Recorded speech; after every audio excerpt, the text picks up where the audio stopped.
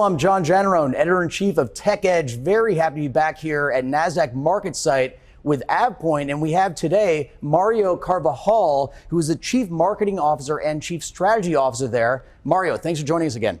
Thanks for having me. So Mario, let's jump into the latest news, man. You guys beat the quarter again. Fantastic news. Tell us what was behind that and also introduce the business a little bit. Yeah, sure. So we are very pleased with the work the teams are doing. Very proud of the team across all our regions. We've had six quarters of consecutive growth. Probably three things to highlight that are really helping the team propel. One is that we are very happy that there's a lot of demand for the Confidence platform, our cloud services platform. Organizations that are looking for data security and cyber resilience really are looking for the type of technology that can reduce cost as well as improve decision making. So we're proud that the demand is there. The second, I would say, is our focus on execution for profitable growth, which really has helped us exceed our financial guidance. Just three highlights for the listeners would be previous quarter, we just reported on revenue, 78 million, which was a 20% increase over the same quarter in 2023. Our gross profit was 59 million, which is up from 45.1 same quarter of last year. And then more importantly, our ARR continues to grow, which is fantastic at a 23% year over year, where in June 30th, 2024, we were around 290.1 million. So we're very happy with that. And then the last point is really an opportunity to help organizations be successful with AI, understanding that a strong data foundation is necessary. And we're proud that our Confidence platform, which is designed to bring together a set of applications that really give you an end-to-end management opportunity, is helping organizations deliver data security in a comprehensive way, empower the user to rely more on their corporate information to accelerate their business. And when you're able to do it for unstructured data, which is really hard, I think it really delivers value to customers. And so we're very proud that we're able to bring that opportunity to many organizations. Now, Mario, I'm going to seek a question in about that last point, unstructured data. So does that mean some entities organize it better than others? They have a mandate? Like what happens? Sometimes they just have a gobbledygook. How does that look? Yeah. Well, I guess a couple of things we should consider. What's interesting is that we're in a data-driven world. The sheer volume, velocity, and also the way data is being consumed creates a challenge for organizations when unstructured data is not well cataloged. If it's not well cataloged, an example would be, I'm not sure where my sensitive information is, and so if I expose that inadvertently, can I get in trouble? And there are a lot of compliance risks that organizations face. And so one of the biggest challenges is how do you deliver a security layer with technology that's practical, easy to use, and we do that from one platform. And it really helps not only IT leaders, but also business leaders have the confidence that the information that they're sharing, using to conduct business is properly organized and secure. So unstructured data is hard. One of the challenges is that data is also in many different silos. And so, this idea that most companies are using a multiple set of services or cloud providers. And so where's all that data sitting and how can I look across that entire data set with one single pane of glass? And so we're proud that our teams have done an incredible job in doing that. We didn't just get here overnight. I think it's been 2 decades of work to really study and understand how consumption of these applications that are cloud-based affects unstructured data. And we've been able to put together a recipe in the platform that helps organizations really deliver that value. All right, that's a great answer. The thing that I find about this industry is that it can be overly complex. So if you would indulge me, tell us what cyber resilience really means. Yeah, so you have the surface area where you could be attacked has increased, especially when you think about you have workers that are mobile, you have a supply chain of partners that is helping you get to market. And so you do have a lot of different entryways or backdoors where not only your information, but your users can be compromised. We've seen in the, obviously, headlines, a lot of outages that have occurred. So when an outage occurs, the first thing is how do you remediate the outage? How do you actually understand if we can contain the outage? And so the data set is probably one of the most important aspects of a business's opportunity to be successful. It has IP information about your products. It has information about your customer contracts, privacy data. And so if you don't have the proper controls in place, do you really have a good cyber security or resilience program in place? And so the word resilience is also about redundancy, and that's critical. Organizations don't have failover mechanisms to maintain continuity. We saw that with the CrowdStrike outage, where a lot of organizations didn't have that continuity, and so you have single point of failure.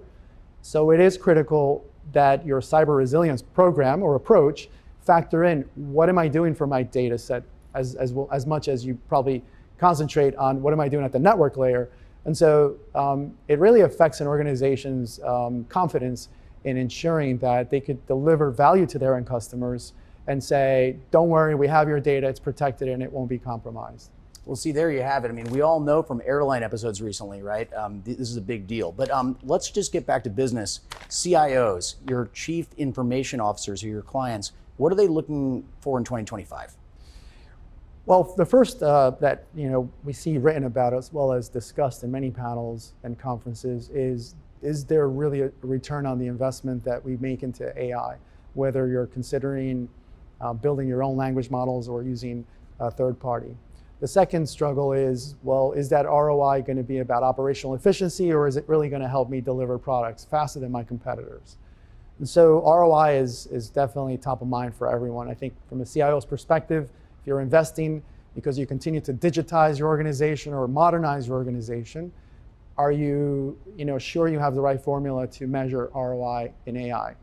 So there's a couple of steps that CIOs probably are thinking about. One is my data estate ready for us to tap into that data estate and extract more value, perhaps with AI? So is my data estate ready? Am I still using legacy systems? Should I continue my migration efforts or data transformation efforts? The second would be, again, the security aspect. Am I properly set up to secure the ingestion of information that could be across different data silos? Whether I'm using cloud services or still using on-premise technology systems, right?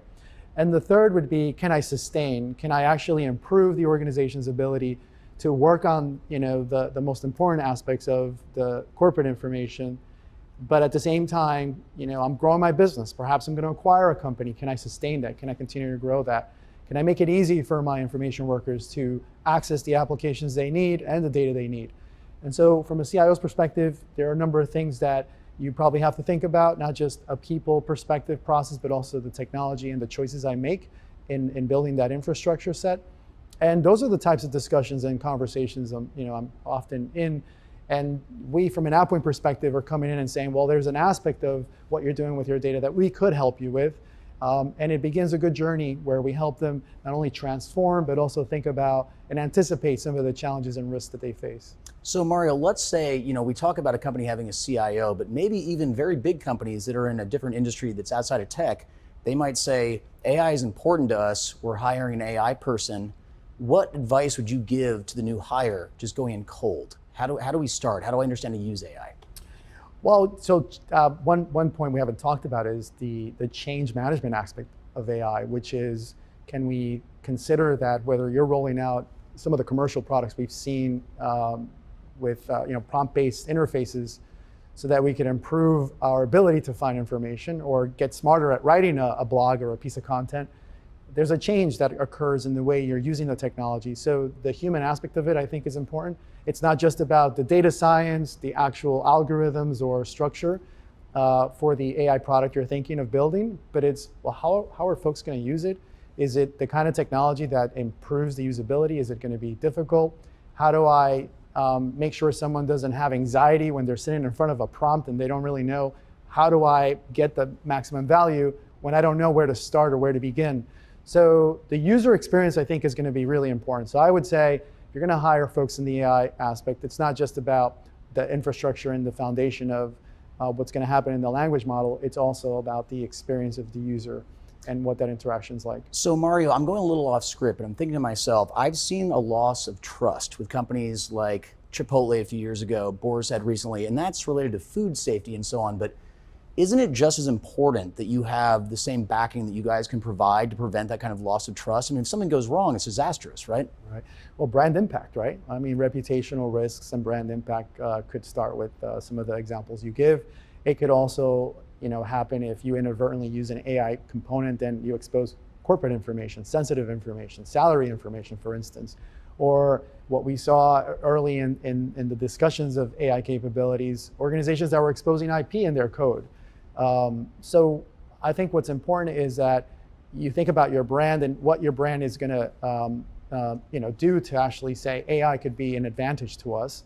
I would advise that it's more of a program of AI instead of a technology or a product, and that the program should be comprehensive and should include some of the principles I've mentioned.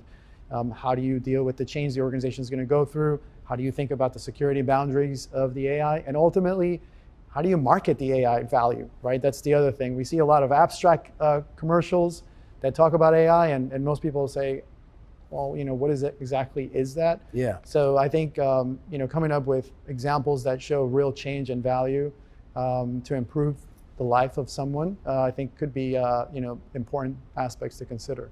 That makes sense. All right, let's just spin it forward if we can for the last question, Mario. What do we have to look forward to from AvePoint in 2025? What are you guys focused on? We are busy doing a lot of work with organizations that are going through much of what I've discussed with you, but we're also excited that we see an opportunity to extract more value from our own data platform and deliver insights and the ability to help and advance the way organizations make decisions off of the work the application stack does. So we're obviously going to be shipping some products in the coming year that hopefully will emphasize our focus on driving more insights into that data set. So we're excited about that. The other is we're out there in talks and doing a lot of work to speak about the impact of change that is going to be important for organizations to consider, especially when it comes to a new user experience. So we're doing some of that. And then the other aspect of it is we're doing more across regulated industries that really want to shorten the time it takes for them to get products out. And so that's always an exciting place because it means that those organizations are encouraged by a desire to transform and change from manual processes. So I think all of that in totality will hopefully change the way many companies across many industries deliver value to you and I over the next few years. All right, Mario, we're going to leave it there. That was Mario Carvajal, who is from AvePoint. Very good to have him back again. A very concise explanation of how AI really affects companies and you as consumers. I'm John Janarone, Editor-in-Chief of TechEdge, signing off from Nasdaq Market Site.